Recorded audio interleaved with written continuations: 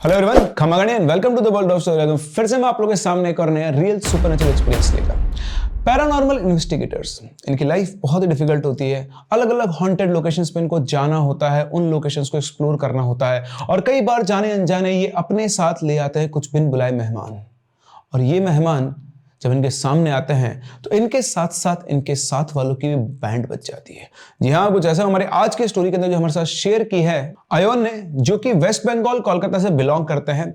अभी वो यूएस के अंदर नेस्डेक के अंदर काम करते हैं, लेकिन इससे पहले वो भी एक पैरानॉर्मल इन्वेस्टिगेटर हुआ करता था और उसने भी बहुत सारी जगहों को एक्सप्लोर किया था। ये बात उसके कॉलेज के दिनों के टाइम पर जब 3rd ईयर 4th ईयर के अंदर थे, तब इनके एक सीनियर थे, इनका नाम था पलाश दादा। उनकी शादी फिक्स हुई दिसंबर मंथ के अंदर। और जैसा कि हमारे यहाँ होता है, शादी रात को लेट नाइट जो होता है रिचुअल्स होते हैं, लेट नाइट पार्टी होती है। तो उनकी भी शादी रात को करीबन 12-1 बजे के आसपास फेरे थे, उससे पहले करीबन 9 बजे के आसपास बारात निकलनी थी। तो ये लोग शाम के टाइम पर, मतलब ये अयोन और इसके 2 और दोस्त अर्नब और संजय, ये लोग निकले शादी अटेंड करने के लिए। तो करीबन 8 बजे के आसपास ये तीनों इनकी गाड़ी से निकले। तो ये जहां जा रहे थे, जहां पे इसका बेसिकली जो मैरिज हॉल था, वो बिल्कुल उसके अंदर का जो रास्ता था तो बिल्कुल सुनसान रास्ता था और जहां ये रहते थे वहां से करीब 1 घंटे की इनकी डिस्टेंस थी। तो लोग निकल पड़े 8:30-9 बजे के आसपास, मतलब ये निकले थे। तो रास्ते में चल रहे थे, रास्ते में बिल्कुल डेंस फॉरेस्ट आ रहा था, बिल्कुल घुप अंधेरा था, है ना। और चलते चलते अचानक से अर्नब की नजर सड़क पे खड़ी हुई एक औरत के ऊपर पड़ी। वो औरत सड़क के किनारे पे खड़ी हुई थी और बस इनकी गाड़ी को जाते हुए देख रही थी। इनको लगा कि हो सकता है कोई औरत होगी, लेडी होगी, आसपास का घर होगा। लेकिन जैसे उनको क्रॉस किया, इनके दिमाग में एक चीज आई कि इस एरिया के 4-5 किलोमीटर के अंदर तो कोई घर है ही नहीं, यहाँ तो सिर्फ और सिर्फ एक जंगल है। ये औरत यहाँ पे खड़ी क्या कर रही है? ऐसा कई बार हमारे साथ भी होता है, हम हाईवेज पे जा रहे होते हैं, अचानक से हमें कोई खड़ा हुआ रास्ते में दिखाई देता है। It's normal. उनको लगा ठीक है, ज्यादा दिमाग लगाते हैं, होगी कोई लेडी। लेकिन यहाँ पर एक और एबनॉर्मल बात जो तीनों दोस्तों ने नोटिस की, जिन्होंने डिस्कस किया कि उस औरत की आंखें ना चमक रही थी। तो इधर से जो संजय था बोलता है वो चमक रही होगी ना, लाइट गिर गई आंखों में, एकदम चमकती दिख जाती है। तो उनको लगा हाँ हो सकता है, ठीक है, हम लोग इतना क्यों दिमाग लगा रहे हैं। तो ये लोग गए, बढ़िया से उन्होंने शादी वगैरह एंजॉय की, शादी में पार्टी भी की, ड्रिंक्स वगैरह भी की। और शादी से फ्री होते होते रात के करीबन 1 बजे लोग वापस से, मतलब जो सब सेरेमनी हो गई उसके बाद 1 बजे वापस से अपने घर के लिए निकले। इस बार गाड़ी अयोन चला रहा था। ड्राइविंग करने के 15 मिनट के बाद ही वो जब उसी सड़क के आसपास कहीं आए तो फिर से उनको वो लेडी दिखाई थी। लेकिन इस बार वो लेडी अकेली नहीं थी, उस लेडी के साथ एक छोटी सी लड़की और थी जो कि रेड कलर की ड्रेस पहनी हुई थी। दूर से देखने पर उन दोनों का चेहरा दिखाई नहीं दे रहा था, बस उनकी 2 चमकती हुई आंखें दिखाई दे रही थी। जैसे उन्होंने इनको पास किया एक बार को, तो अयोन की बिल्कुल आत्मा सिहर गई, बिल्कुल ऐसे करंट उसका बॉडी का थोड़ा, उसके गूज़बम्प्स आ गए। और वो कुछ सोच पाता इससे पहले वापस से जैसे गाड़ी क्रॉस की विदिन अ मिनट वापस से उन दोनों को वापस सड़क के ऊपर दोनों खड़ी हुई दिखाई दी। फिर गए, फिर दिखाई दी, फिर गए, फिर दिखाई। बिल्कुल एक तरह का लूप इनके सामने होता है। बार-बार जैसे ही गाड़ी क्रॉस करती वापस से खड़ी हुई दिखाती, फिर गाड़ी क्रॉस करती, फिर खड़ी हुई दिखाई देती। और इन्होंने इस चीज का वीडियो बनाया जो मैं यहाँ पर अटैच कर रहा हूँ। ऑल्दो वीडियो के अंदर कुछ भी क्लियर नहीं दिख रहा है, लेकिन एक व्हाइट शैडो और उसके जस्ट पास में एक रेड कलर की शैडो बनती हुई दिखाई दे रही है, क्योंकि शायद गाड़ी की स्पीड तेज थी। स्लो कर आप देखेंगे तो शायद आपको भी दिखाई दे। मैंने कोशिश की, मैं ऑनेस्टली बताऊं, मुझे वहां पर ऐसा कुछ दिखा नहीं, कोई एनोमली, बस मुझे व्हाइट और रेड शैडो दिखाई दी। शायद आपको भी दिखाई दे, एक बार आप भी वीडियो को चेकआउट जरूर करें। तो अर्नब को यहाँ पर लगा कि शायद अल्कोहल के असर की वजह से चीजें दिखाई दे रही है। उसने दोस्तों से कंफर्म किया और फिर उसके बाद उन्होंने ये वीडियो बनाया और उससे उन्होंने कंफर्म कर लिया कि किसी को भी यहाँ पर मतलब धोखा नहीं हो रहा आंखों का, वाकई में जो भी कुछ है वो रियल है। अब ये सब चलता रहा, लेकिन फिर 25-30 मिनट के बाद सब कुछ रुक गया, वो दिखना बंद हो गई। इनको थोड़ी शांति होने, चलो फाइनली दिखना बंद हो गई है। लेकिन अगले ही मोमेंट पर अर्नब को अचानक से जो रियर व्यू मिरर था उसमें 2 आंखें चमकती दिखाई। उसने वापस देखा तो वहां से आंखें गायब थी। फिर उसके बाद कुछ नहीं हुआ, ये लोग सेफली अपने घर पहुंच गए। घर पहुंचकर सबने राहत की सांस ली कि चलो यार, अच्छा हमारे साथ कुछ गलत नहीं हुआ। लेकिन उस दिन, उस रात के बाद से अगले दिन से ही अयोन को ऐसा लगता था कि वो जब भी चल रहा है तो उसको कोई ना कोई फॉलो कर रहा है। उसे अपने कान में कुछ अजीब सी विस्परिंग की आवाज आती, लेकिन उसको समझ नहीं पाता था। फिर 3-4 दिन के बाद ये सब होना भी बंद हो गया। तो उसे लगा मेरे मन का वहम होगा, क्योंकि उस टाइम पर जो उन्होंने देखा वो उनकी आंखों पे उनको विश्वास ही नहीं था। लेकिन अगले दिन ये अपने बाकी दोनों दोस्त अर्नब और संजय से मिला तो उन्होंने बताया कि जो अर्नब है उसके साथ भी कुछ ऐसी चीजें फील हो रही है। जब से अपन लोग आए ना, बड़ा अजीब सा लगता है कि कोई है जो लगातार मुझे फॉलो कर रहा है। तो उसने बोला कि नहीं यार, मुझे भी ऐसा लगा था, लेकिन 3-4 दिन के ऐसा कुछ भी नहीं हो सकता, तेरे को मेरी वजह से अपने को ऐसी चीज दिखी थी इस पर हम विश्वास नहीं कर सकते। हमारा माइंड इन चीजों को मेकअप कर रहा है। तो टेंशन मत ले, मेरे साथ भी अब सब कुछ नॉर्मल हो गया, 1-2 दिन में तेरे साथ भी नॉर्मल हो जाएगा।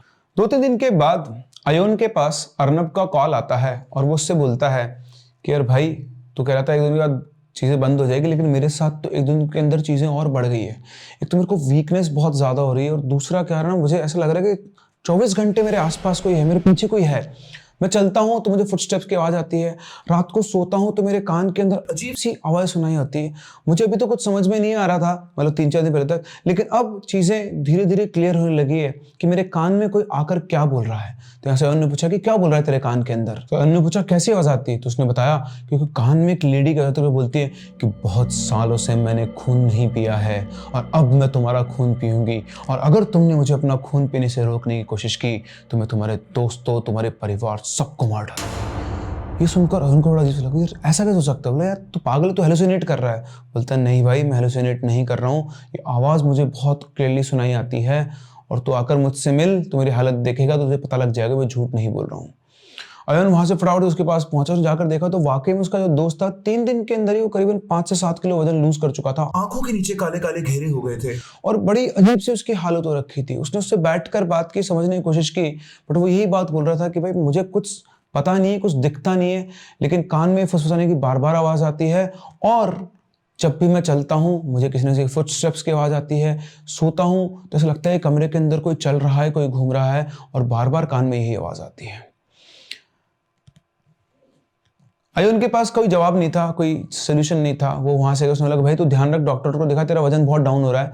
तो ऐसे नहीं था उसको डॉक्टर्स का इलाज नहीं चला, उसको हर एक डॉक्टर को दिखाया जा रहा था, लेकिन कोई भी डॉक्टर उसकी बीमारी को पकड़ नहीं पा रहा था। उसकी सेहत के अंदर कोई इंप्रूवमेंट नहीं हो रहा था, दिन ब दिन उसकी हालत खराब होती जा रही थी। अब तो वो इतना वीक हो गया था कि उससे उठ के चला भी नहीं जाता था। डॉक्टर्स ने उसको कंप्लीट बेड रेस्ट बोल दिया था। और ऐसे ही होते होते 2 महीने के अंदर अंदर अर्नब की डेथ हो गई। और जिस दिन अर्नब की डेथ हुई उसके अगले दिन से इनका जो तीसरा दोस्त था संजय, उसके साथ यही चीज़ें होना शुरू हुई। और जैसे ये चीज़ होना शुरू हुई उसने फटाफट से अयन को फ़ोन किया और जैसे उनको बात पता लगी, इस बार उसने कोई टाइम वेस्ट नहीं किया, वो सीधा संजय के घर पहुंचा, अपने पेरेंट्स को लेके पहुंचा और सबके बीच में बैठ के उसने बताया कि किस तरह से सेम चीज़ अर्नब को फील हो रही थी और 2 महीने के अंदर अंदर अर्नब इस दुनिया से चला गया। चीज़ों को बहुत सीरियसली लिया गया और जैसे उसने सारे पॉइंट्स को लिंक किया, सबको सब कुछ समझ में आया। उन्होंने बोला कि तुम चिंता मत करो, जो अर्नब के साथ हुआ वो हम संजय के साथ होने नहीं देंगे। अयन की फैमिली ने इनके जो फैमिली के पुरोहित जी से थे उनसे कांटेक्ट किया और जब इनके पास पहुंचे तो इनके एक शब्द बताए बिना भी पुरोहित जी ने इनको सारी बात बता दी, कैसे लोग शादी में गए थे, शादी के टाइम पर इनको रास्ते के अंदर वो एक कुछ लड़की की परछाई, एक लड़की दिखाई दी, एक औरत दिखाई दी और तब से ये सब चल रहा है। उन्होंने बताया कि ये एक रक्त पिशाचिनी है। जी हाँ, ये एक रक्त पिशाचिनी है जो कि खून की भूखी है और ये अपने विक्टिम को स्टॉक करती, उसका पीछा करती है और तब तक उसको नहीं छोड़ती जब तक शरीर से सारा खून नहीं चूस लेती है। अर्नब के साथ यही हुआ और अब संजय के साथ भी यही होने वाला है। तो उन्होंने बोला कि इससे छुटकारा कैसे पाना है? तो उन्होंने कहा कि ये बहुत शक्तिशाली है और मैं इस पिशाचिनी को कंट्रोल नहीं कर सकता हूँ।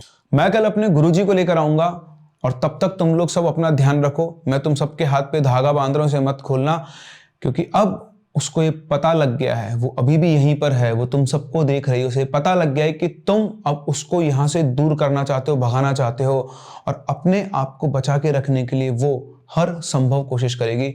तुम लोग सब साथ रहना। बस आज और कल 2 दिन की बात है, परसों तक मैं गुरुजी को लेकर यहाँ पर आ जाऊंगा और फिर हम इसका कुछ ना कुछ इलाज कर देंगे। तो उस दिन सब लोग एक ही घर में रहे।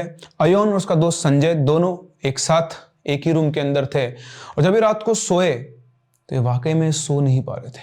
इनको लगातार कमरे के अंदर किसी के वॉक करने, कोई गुस्से के अंदर चलता है ना, वैसी आवाज आ रही थी। को अजीब से एकदम से हंसने की आवाज आना शुरू हुई और हंसने की आवाज के साथ साथ ही एक लेडी की आवाज आई। वो सब बंगाली में बोल रही थी, मेरी बंगाली इतनी अच्छी है नहीं, आपको हिंदी में बताऊंगा कि वो क्या बोल रही थी। इनकी आवाज आई कि तुमको क्या लगता है तुम लोग मुझसे बच पाओगे? वो पंडित मेरा कुछ भी नहीं कर सकता है।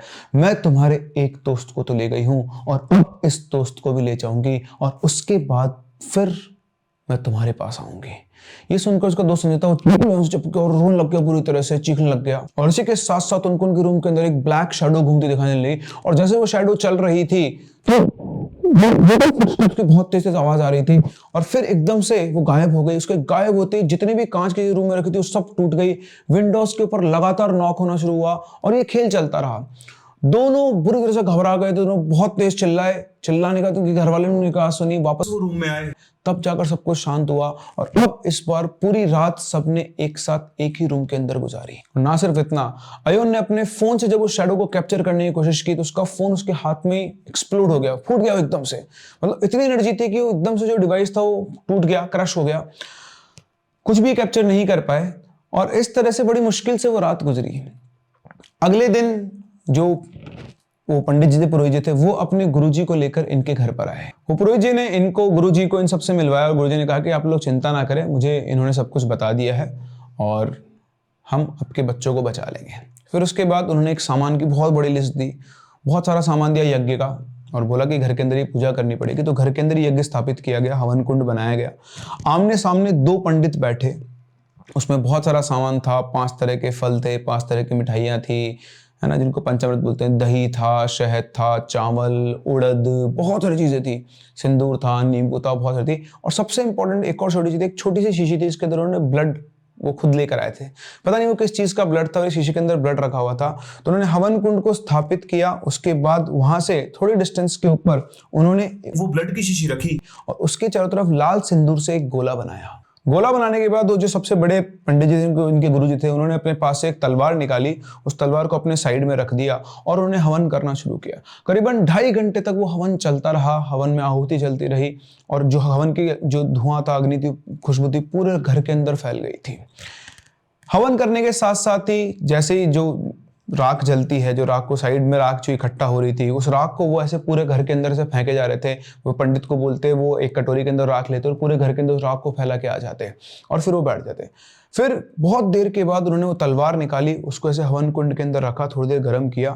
फिर उसके बाद पास में ही संजय बैठा होता, संजय के सिर पे एक बार टच किया, दोनों कंधों पे टच किया, नाभि पे टच किया, पैर पे टच किया और फिर वहां से लाइन खींचते खींचते वो उसी कांच की शीशी की तरफ उस तलवार को ले गए। और जैसे उन्होंने ये काम किया, एकदम से सभी की आंखों के सामने, यू वोंट बिलीव कि संजय के बॉडी के अंदर से काला कलर का स्मोक निकला और स्मोक निकल के रूम के अंदर भाग लगा। और जैसे वो स्मोक, मतलब एक बार निकल के दिखा सबको, फिर नहीं दिखा, लेकिन फिर जो राख उन्होंने रूम के अंदर फैलाई तो उसके ऊपर पांवों के निशान छपने लगे। यानी उन्होंने सबको दिखाया कि वो जो कर रहे हैं वो एक्चुअली क्या है। वो उस रक्त पिशाचिनी को उसके शरीर से निकाल कर पकड़ रहे थे और धीरे धीरे घूमते घूमते फाइनली वो जो पैर थे वो आकर उस शीशी वाले घेरे के पास आकर गायब हो गए। और जैसे आके वो फुटस्टेप्स गायब हुए, उन्होंने उस शीशी को उठाया, एक मटका लिया, उस मटके के अंदर डाल के ढक्कन लगाया, उसके ऊपर एक लाल कपड़ा बांधा और अपने शिष्य को पकड़ा दिया। इसके बाद वो उठे और बोले कि शायद मुझे कुछ बोलने की जरूरत नहीं है, आपकी आंखों के सामने सब कुछ हो चुका है, आपको अब घबराने की जरूरत नहीं है, माँ तारा ने सब कुछ ठीक कर दिया है, आपके बच्चे बिल्कुल सुरक्षित हैं। उसके बाद वो अयोन के पास गए और बोले कि वैसे तो वो तुम्हें लेने आई थी, लेकिन तुम्हारे ग्रह नक्षत्र इतने अच्छे हैं, तुम्हारा जो ऑरा है वो इतना शक्तिशाली है कि वो तुम्हारे पास आई तो सही लेकिन तुम्हें कुछ कर नहीं पाई। बेटा, अपने इस तेज और अपनी शक्ति को जाया मत होने देना, यानी बर्बाद मत होने देना। इतना कहकर वो पुरोहित जी या पंडित जी वहां से चले गए। और उसके बाद इन लोगों की जो भी लाइफ थी, उसके बाद इनकी लाइफ में ऐसा कोई इंसिडेंट हुआ नहीं, मतलब उस दिन के बाद से उनको कोई इम्पैक्ट नहीं दिखाई दिया। लेकिन इस पूरे प्रोसेस के अंदर उन्होंने अपने एक अच्छे दोस्त अर्नब को खो दिया था। तो जैसे वो पंडित जी गए, उनका दिमाग यार सब क्या था, पूछो तो, क्यूरियोसिटी बहुत थी उसको। तो भाग के गया, उन्होंने पंडित जी से पूछा कि पंडित जी आखिर ये सब था क्या। तो उन्होंने बताया कि बेटा ये जो थी ये रक्त पिशाचिनी थी, ये एक लड़की की कम उम्र के अंदर मौत हो गई थी। एक्चुअली इसके साथ कुछ लोगों ने रेप करके इसको मार दिया था और उसकी बॉडी को आधा जला दिया था। तब से इसकी जो अतृप्त आत्मा थी, जो गुस्सैल आत्मा, एक रक्त पिशाचिनी में बदल गई और ये रक्त की तलाश में घूमती रहती है। ये तुम्हें दिखी तो उस हाईवे पर थी, लेकिन शायद ये तुम्हारे पीछे बहुत पहले ही पड़ गई थी। वो तो तुम्हारा तेज है जिसकी वजह से तुम्हारा कुछ नहीं कर पाई, लेकिन उस दिन जब अपने दोस्तों के साथ जा रहे थे और तुम्हें ये हाईवे के ऊपर दिखाई दी, तब से ये तुम्हारे पीछे वापस पड़ गई और इस बार इसने तुम्हारे अंदर जो सबसे कमजोर कड़ी थी, सबसे पहले उसे पकड़ा, उससे शक्ति लेकर फिर तुम्हारे दूसरे दोस्त पर जाए तो इसको मारकर, उससे और शक्ति बढ़कर इसका अगला शिकार तुम होने वाले थे। इस रक्त पिशाचिनी को दूर करने का एक ही तरीका है, रक्त पिशाचिनी महायज्ञ, जो हमने तुम्हारे घर के अंदर किया। और इस यज्ञ को करने के लिए कम से कम 2 पंडितों की जरूरत होती है, क्योंकि ये इतनी शक्तिशाली होती है कि अगर कहीं एक भी छोटी सी गलती हो गई तो हम में से भी कोई जिंदा नहीं बचता। लेकिन अब तुम्हें घबराने की बात नहीं है, तुम्हें इससे मुक्ति मिल चुकी है, पर बस तुम अपना आगे ध्यान रखना। इस तरह से अयोन और उसका दोस्त इस चीज से बच पाए, लेकिन उनका एक दोस्त अर्नब उसका शिकार बन चुका था। ये थी अयोन के साथ हुई एक स्टोरी जो उनके साथ एक रियल लाइफ एक्सपीरियंस रहा है। लेकिन हर बार की तरह आपसे मेरा एक क्वेश्चन है, आपके क्या ओपिनियन है? क्या वाकई में अर्नब की जान सिर्फ इसलिए गई क्योंकि अयोन एक पैरानॉर्मल इन्वेस्टिगेटर था और वो कहीं ना कहीं किसी लोकेशन के ऊपर चीजों को एक्सप्लोर करने गया था और उसकी वजह से वो एंटिटी उसके साथ लैच हो गई? या फिर ऐसा कुछ भी नहीं था, उस हाईवे के ऊपर ही वो इनको पहली बार मिली और शायद उस सुनसान जगह में वो रहती हो और वो अपना शिकार ढूंढ रही हो, शायद उसकी मौत वहीं कहीं उस हाईवे के पास हुई हो और तब से लेकर अब तक वो उसी लूप के अंदर ट्रैप हो और जब इसका कांटेक्ट हुआ इनके साथ तो वो इनके साथ लैच हो गई। क्या वाकई में रक्त पिशाचनी होती है? और अगर आप किसी हाईवे पे चल रहे हो और आपके साथ ऐसा हो कि आपको हाईवे पे कोई दिखाई दे तो आप क्या करेंगे? मुझे कमेंट सेक्शन में जरूर बताएं। हम लोग मिलते हैं अपने अगली कहानी में, तब तक के लिए keep loving and keep listening.